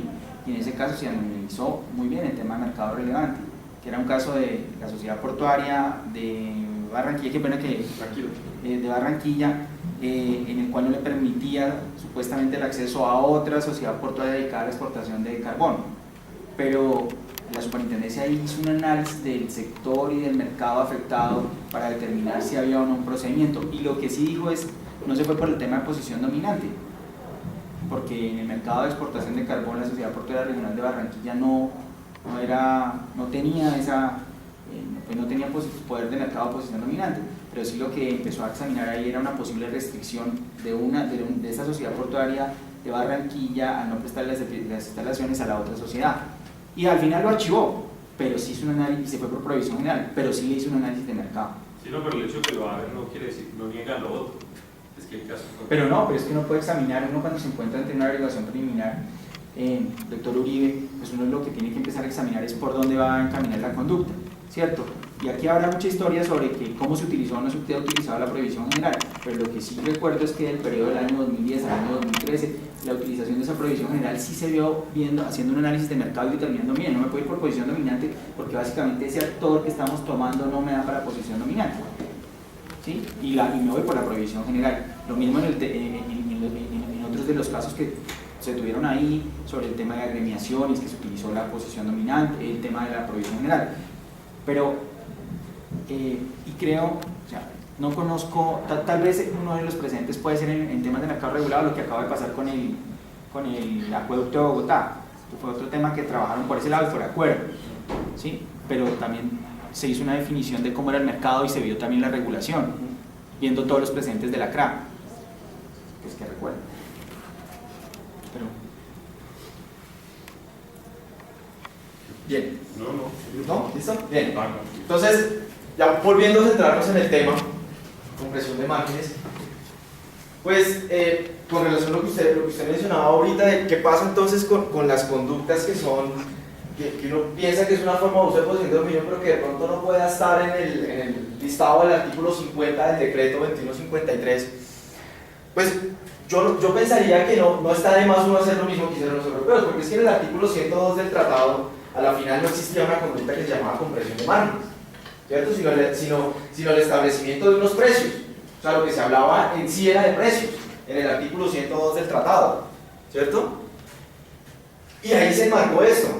Y se dijo, bueno, allá en ese caso sí se dijo que esas conductas no eran taxativas, pero porque el listado de ellos, o por lo menos el marco normativo de ellos, no es un marco normativo similar al nuestro. Es que el tema de competencia de ellos en materia de la Unión está en 2 artículos, que ya lo desarrollan en directivas, es otro cuento. Pues que están en 2 artículos, pero es que uno viene a mirar el derecho a la competencia en Colombia y uno va a clase con los estudiantes y lo primero que uno le dice es, bueno, hay que sacar el artículo, la ley 155 al 59, porque allá hay un artículo vigente que es la cláusula general de competencia, ¿cierto? Y después entonces venga si saque el decreto 2153, la ley 1340 del 2009, cuando vamos para la competencia, entonces miramos la ley 256, sin dejar de lado los demás decretos reglamentarios que existen y que se aplican, ¿cierto? Que eso es otra cosa además que va muy relacionado con lo que yo decía al comienzo de la mejora regulatoria. Es que esa vaina hay que arreglarla. Esa vaina hay que arreglarla porque es que uno queda loco. O sea, aquí la dispersión normativa es alta. Es alta. Aquí nomás estamos hablando de 4 leyes, de 4 tipos de normas, perdón, porque hay un decreto incluido de 4 tipos de normas generales, ¿cierto? Sin mencionar los demás decretos de los cuales se echa mano para mirar el tema de competencia. Pero eso es mucho. Eso es mucho para mirar los temas de competencia. Entonces uno dice, bueno, ¿qué puede pasar cuando uno está en una conducta que uno determina que existe un abuso de posición de dominio, ¿cierto? Pero que de pronto no encuadra dentro del listado del artículo 50 del decreto. ¿Qué se puede hacer? Yo creería que no está de más que uno pueda hacer esto mismo y decir, bueno, ¿cuál es el numeral primero del artículo 50? Pues habla de precios, ¿o no? ¿Cierto? Entonces pues podemos meter esta vaina también por ahí y dejar de mandar, y lo que dice el doctor, dejar de mandar ahora todo lo que no nos cuadra, nos vamos por la ley 155 del 59 y cláusula primera, y ahí uno que hace, es una cláusula general de competencia, ¿cierto? Que si no entrar a mirar y entrar a detallar, probablemente en competencia desde ahí pueda estar pasando lo mismo, porque allá también hay una cláusula general en materia de competencia desde ahí, ¿sí? Y puede estar pasando lo mismo, pero pues no lo vamos a entrar a analizar, pero por lo menos en lo que tiene que ver con libre competencia, sí pasa. ¿Bien? Entonces, por último, ya para terminar, ya pues lo pasado ya siendo ese recorrido, ¿cierto? Y ya sabiendo que pues la solución a eso pues no la tenemos porque no tenemos aquí la varita mágica para tocar, pero pueden haber muchos mecanismos. La invitación de todas maneras es a que podamos pensar eso, a que podamos pensar cuál es el tipo de soluciones que mejor se puedan adecuar a este tipo de problemas, ¿cierto? Siempre en beneficio de qué? Pues en beneficio de lo que busca proteger la competencia en últimas, que es el libre mercado, ¿cierto? Que es la libertad económica y pues en últimas los consumidores que a la final somos nosotros mismos, ¿cierto? Por lo menos en este caso, que somos nosotros mismos los que a la final terminamos pagando el recibo del teléfono, que podamos vernos beneficiados o perjudicados en eso.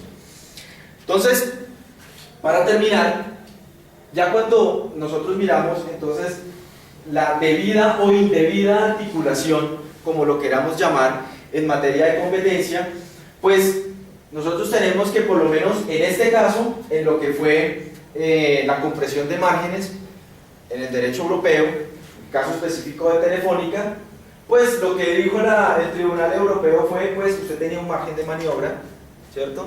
Y en ese margen de maniobra, pues usted tenía la posibilidad, ¿cierto?, de poder saber cuál era el nivel de precios en el cual usted iba a afectar a los demás competidores. Por eso esa justificación que usted me trae de que usted estaba regulado, pues aquí no me sirve, porque usted debía haber previsto que esto podía pasar. Y en efecto le impuso una sanción que fueron más o menos del orden de los 140 millones de euros, más o menos por ese orden. Incluso es la segunda sanción más alta que ha impuesto en la Unión Europea, debajo de la de Microsoft, que pues esa ha sido la más alta, que superó los 400 millones de euros, ¿cierto? Pero básicamente la sanción, esa sanción que se impusieron, pues tenía además un objetivo, y un objetivo que lo dice la misma Unión Europea en sus directivas, en las directivas que ellos tienen en relación al monto o a la imposición de las multas, el monto que imponen, y es que ellos siempre lo que buscan es un efecto disuasorio de ese tipo de conductas. Entonces ya era el tercer caso que se presentaba grande, en línea, después del de Alemania, del de Suecia, pues los otros dos los fallaron apenas con 12 millones. Incluso el recurso de casación que interpuso Telefónica fue decir eso, decir es que usted me violó el principio de proporcionalidad, porque usted a mí me impuso 140, 150 millones de euros y a los otros les impuso 12. El tribunal dijo que no, porque la función también es esa, es una función de dos funciones. Una, la función de poder conminar a los demás, ¿cierto? De que mire, esto está pasando y si usted lo hace, esto es a lo que se va a ver sometido. Y en últimas, algo que nosotros también tenemos en el derecho administrativo sancionador, que es un principio que se traslapa del derecho penal, que es que la función de prevención general positiva, ¿cierto? Y nosotros también la tenemos y también la cumplimos. Y también la superintendencia, según lo que uno puede leer, pues también va en esa tónica de poder establecer ese tipo de sanciones, ¿cierto? Para poder prevenir que posteriormente se sigan presentando ese tipo de conductas. Pero pues eso fue lo que pasó en ese caso específico, por eso el monto de la sanción, para poder cumplir con esos parámetros que establece la Unión Europea en materia de conminación a los demás competidores para que no sigan realizando ese tipo de prácticas. Bien. No sé si hay alguna pregunta.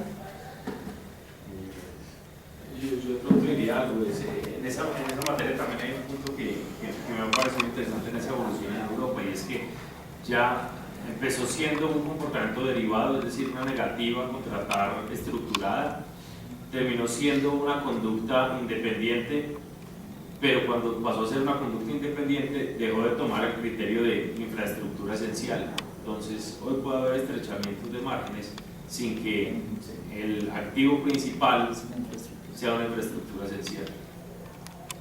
Puede haber además en cualquier mercado. Porque lo que dice el criterio es ¿Son las materias primas, por ejemplo? Sí, no, es decir, materias primas puede llegar a ser una infraestructura esencial para la Unión Europea, un recurso esencial, y se ha dado en diferentes casos. En medicamentos, por ahí fue que empezó un poco como a derivarse la doctrina. El taminutanol, por ahí empezó eso.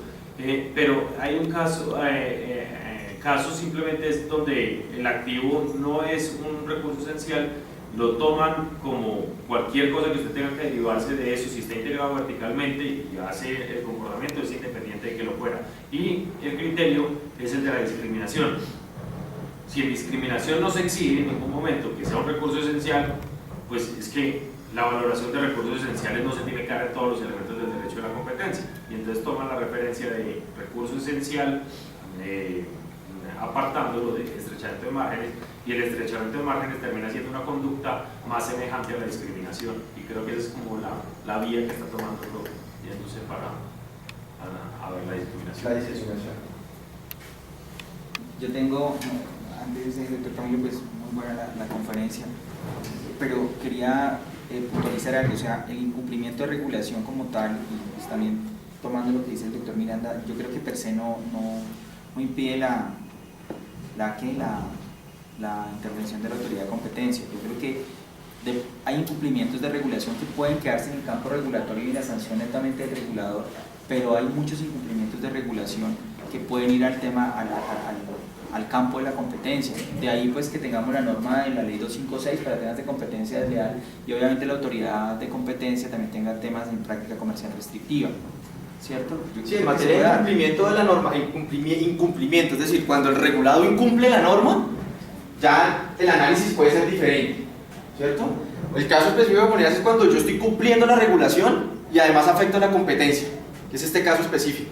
Pero, claro, cuando usted incumple la regulación, además usted puede ser sujeto de dos tipos de sanciones, ¿cierto? La sanción que le impone el regulador por haber incumplido la normativa que le fue impuesta para operar o para haber entrado al mercado, y adicionalmente si usted afectó la competencia por ese incumplimiento, ¿cierto? Porque usted incumplió la normativa, que además esa normativa fue impuesta en principio para garantizar la competencia. Entonces si usted la incumplió y además afectó la competencia, pues no está de más que también la autoridad de competencia pueda entrar y sancionarlo. Hoy en día yo recuerdo que la CRC, antigua CRT, como decía el señor Miranda, no tiene poder de sancionatorio, lo tiene el ministerio. Eso sería el O ministerio. sea, lo tiene el ministerio, ¿sí? Y hoy por hoy se están viendo muchos incumplimientos de regulación en telecomunicaciones que generan problemas de competencia y no se quedan, a veces ni los aborda el ministerio, o sea, ya son abordados directamente por la SIC, ¿sí? Y es el tema, por ejemplo, Y podrían ser abordados por es más, debería, si incumple la normativa, debería ser abordado por los dos.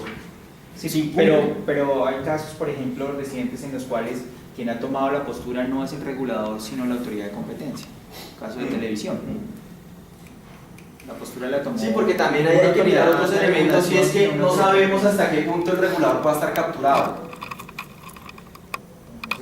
Esa es otra cosa. Ahí puede haber otro elemento que también habría que tenerlo en cuenta, en consideración. Muy bien. ¿Alguna otra pregunta? Yo no sé si después de esto, de este caso que usted nos mostró, si hubo, no soy experto en competencia ni en muchas cosas, pero si hubo algún tipo de reacción regulatoria por parte de la Unión o por parte de algún país. Pues por parte del regulador español. O sea, si estableció esta conducta, ¿cómo?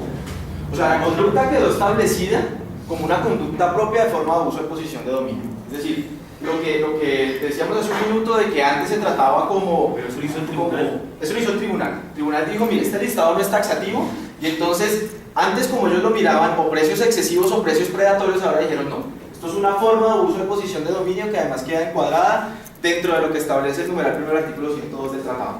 Listo, conducta independiente. Ya dejaron de mezclarla con otro tipo de conductas. Y en relación con el regulador, pues claro, es que el regulador español se dio cuenta que había cometido un error. Tan así que, como les decía hace un rato, coadyuvó en el proceso a Telefónica y entró a ser parte del proceso a coadyuvarlo porque sabía que le venía responsabilidad. Porque es que el regulador responde. Y en nuestro ordenamiento jurídico también, si nosotros queremos demandar al regulador por la mala regulación, lo podemos hacer. Y el regulador responde, ¿cierto? Y Telefónica tiene ahí todas las herramientas para repetir contra el regulador. Es que para ese lado iba, porque usted lo que dice básicamente es que ellos, o parte de la defensa de Telefónica en la acción, era que ellos se ampararon en el hecho de que ellos estaban cumpliendo la regulación, y que como ellos estaban cumpliendo la regulación que le había puesto el regulador, entonces a usted no puede venir a mí a perseguirme por la conducta. Ajá. Pero, digamos, esto finalmente el regulador modificó algo, modificó la regulación, tanto en el sentido de que retiró este tema de la regulación para tipificar la compresión de márgenes, eso por un lado, y además modificó esa regulación que tenía, que decía Telefónica que la estaba cumpliendo. Claro, porque es que esa regulación además fue la que ocasionó la conducta. Claro, entonces, ¿cuál es el efecto que genera? Pues yo no sigo cumpliendo la regulación. En primer lugar, yo como empresario ya no la sigo cumpliendo, porque es la misma regulación la que me está llevando allá, ¿cierto? Después de la sanción, pues incluso antes de que la autoridad regulatoria la retire, yo como empresario la dejo de acatar. Esa es la primera decisión que tomo, ¿cierto? Porque ya me vino la sanción, ¿cierto? Pues que, yo sé, entiendo el planteamiento, pero al final llega al absurdo de si cumplo la regulación me sanciona, y si no la cumplo también me sanciona. Pero en este caso no lo sanciona por incumplir la regulación. Es que había una denuncia previa. Ajá. Frente al regulador de telecomunicaciones, y le habían dicho que no había estrechamiento de márgenes, y eso se fue para la comisión, y la comisión le dijo sí, aquí sí hay estrechamiento de márgenes, pero es que la comisión en ese sentido es la que manda. La autoridad general de competencia es la comisión. Si afecta a la Unión Europea, es ella la que decide. O sea, que usted pudo haber dicho ahí misa, pero no. Y en este caso afectado a a la la Unión Europea. jerarquía, pues, es institucional. constitucional en materia de competencias afecta a la Unión Europea. Pero el regulador, la Comisión no se metió con que la regulación estaba mal hecha. Eso no fue el tribunal. O sea, ni siquiera lo dijo. Lo que pasa fue que cuando fue a controvertir el argumento de defensa de Telefónica. Yo estoy hablando de la situación de Telefónica. Porque sí, porque finalmente la sancionaron cumpliendo la regulación. Sí, la sancionaron cumpliendo la regulación. Pero es que cumplir la regulación, y ahí está el punto, es que cumplir la regulación hay grados de cumplimiento. Y lo que él pudo haber hecho es tomar, porque la única que tenía las cifras del mercado era la misma empresa. Y entonces lo que le están diciendo es, usted sabía que cobrando eso iba a excluir a los competidores igual de beneficios. Usted lo sabía. Y como usted lo sabía, le puso una carga adicional. Y lo hizo, y te podía, dentro del marco regulatorio, tenía todavía oportunidad de comportarse diferente y no se comportó diferente, lo sanciona. Es porque aprovecha ese margen, no es porque lo obliga. Sobre todo eso se ve más, hay un caso anterior que es el Deutsche Telekom. El Telecom de Alemania. En ese caso están las dos partes, una donde cumple la regulación pero no tenía margen de maniobra porque era una tarifa exacta. Pero en el otro caso, el cobro minorista sí tenía un margen de maniobra. Y como tenía ese margen de maniobra, ahí es donde le dice, no, es que usted simplemente se acogió ahí, cogió lo más beneficioso para usted, que el efecto era excluido. En el primero sí no lo sancionó, cuando tenía el precio fijo, porque le dijo, no, es que usted sí tenía el precio fijo, o sea, no tenía nada más que hacer, usted cobraba 10 pesos o 10 pesos. Y ahí sí, el mismo tribunal dijo, usted no tenía que, o sea, no tenía la posibilidad de comportarse de otra forma, tenía que comportarse así. Pero en la segunda parte, o en el segundo mercado, donde sí existía el margen de maniobra, porque así lo llaman ellos, ahí en la sentencia lo llaman el margen de maniobra, y usted dentro de ese margen de maniobra, aquí usted sí se podía mover. Usted aquí sí era autónomo, y su autonomía dentro de ese margen de maniobra le permitía, pues, moverse en una escala de precios en la cual no fuera a afectar la competencia. Trayendo un poco el tema hacia Colombia, por eso es tan importante el papel de la SIC de la abogacía de la competencia, antes de que salga cualquier cosa, que no haya ninguna animalada, ningún mico. Claro, incluso también es muy importante la sentencia del Consejo de Estado de la sala de consulta, donde dijo que además ya es obligación todos los proyectos de regulación mandarlos. Ya el Consejo de Estado lo aclaró y lo dijo, todos. O sea, el regulador tiene la obligación de mandarlo. El que no tiene la obligación es la SIC, o sea, la SIC puede pronunciarse o no, pero el regulador del proyecto sí tiene que mandarlo. Ya el Consejo de Estado además lo dijo. Claro, eso es sumamente importante, además para complementar lo que yo decía. Y ese es el tema de la mejora regulatoria. Y eso es importante. Eso realmente es importante y esencial para poder tener un derecho de la competencia completo. Que aquí usted me imponga las condiciones donde lo va a avanzar y aquí usted efectivamente esté reprochando lo que merece reproche, además. Y esto relacionado con lo que decía Julio, de si es mejor que haya solamente un ente regulador ex ante y ex post o que sean dos distintos. Pues si se utiliza bien el papel de la abogacía de la competencia, pues no habría incluso yo creo que es preferible que sean distintos. Yo diría. Yo tengo una pregunta, digamos, diferente a todo este tema de regulación, y es cómo definir cuándo una instalación es esencial. Y me surge esta duda por el caso de Ibope.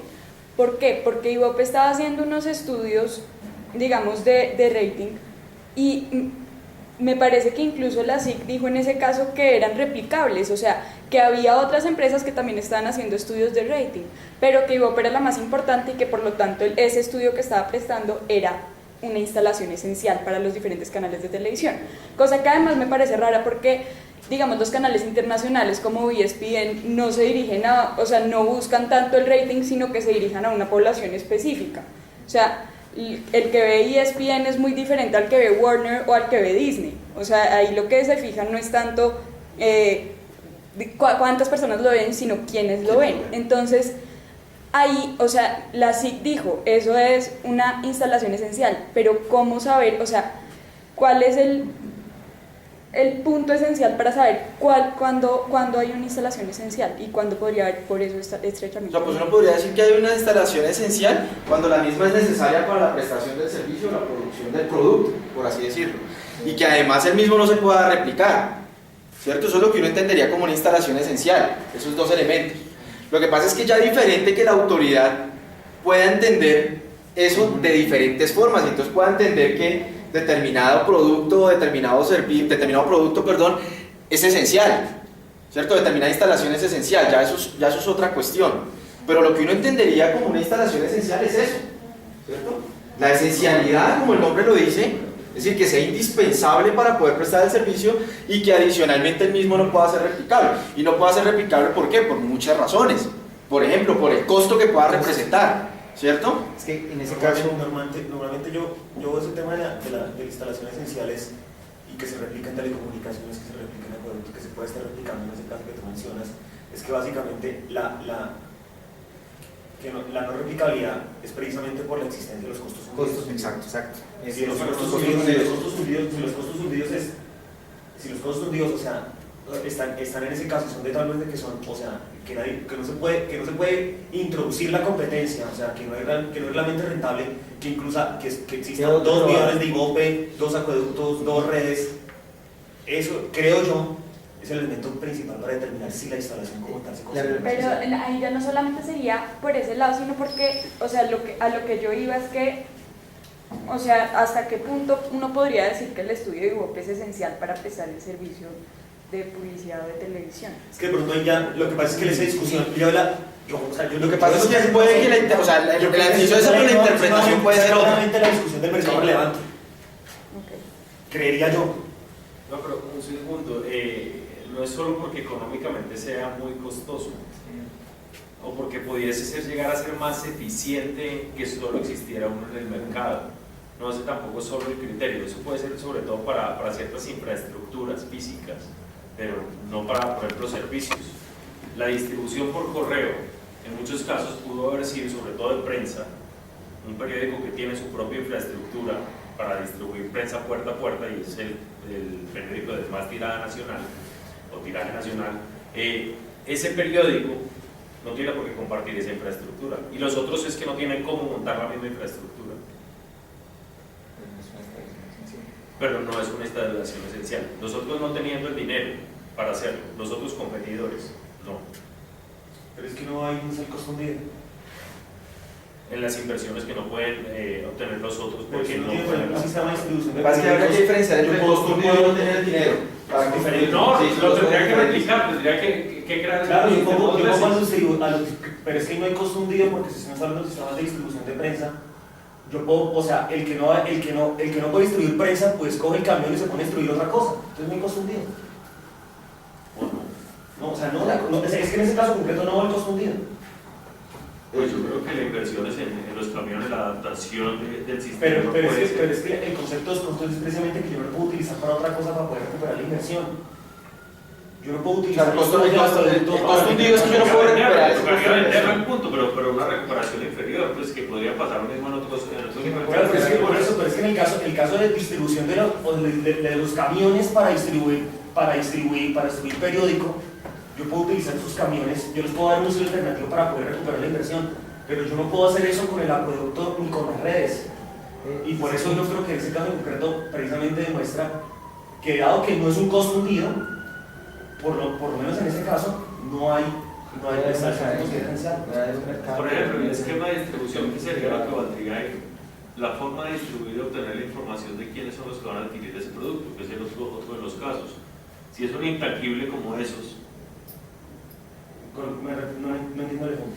Por ejemplo, hay otro caso en esa misma naturaleza, que es el de AMSG, que es un caso simplemente donde se establece una distribución del territorio alemán por bloques para poder hacer estudios del mercado, de los medicamentos, tanto entre farmacias como la venta pues, de las empresas farmacéuticas como de las farmacias que vendían individualmente de los productos. Eso alimentaba una base de datos. Perfecto. Ahí lo valioso es ese intangible. ¿Cómo se recupera eso? Es un costo hundido.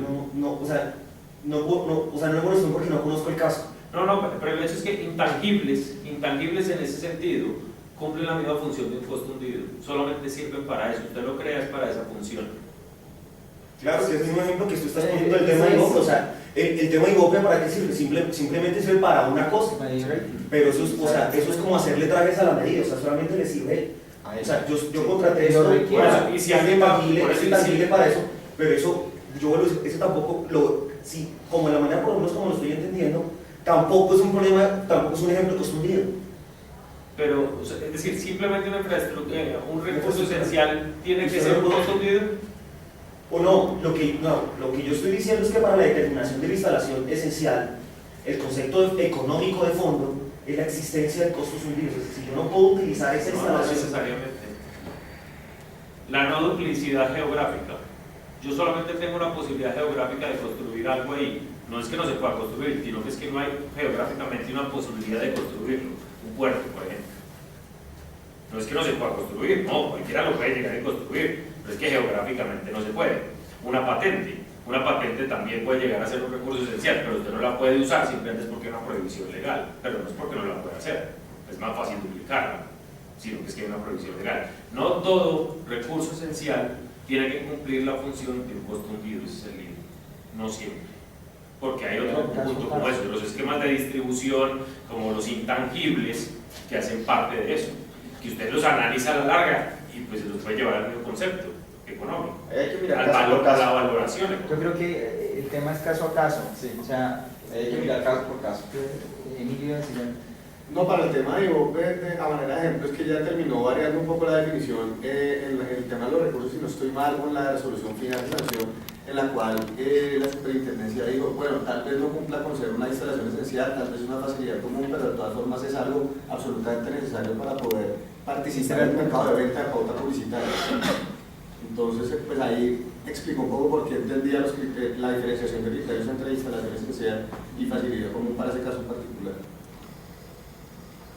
Y un último punto, por ejemplo, la última resolución de la de aseo, el problema es que las facturas, existiendo otros tipos de facturas, fueron declaradas las de agua para cobrar el sistema de salud como una infraestructura, a la cual se le aplica el test consagrado en la Unión Europea, que es bastante curioso esa afirmación, porque hay otros tipos de servicios que se pueden cortar. Muy bien. Bueno, yo creo que Muchas gracias a todos.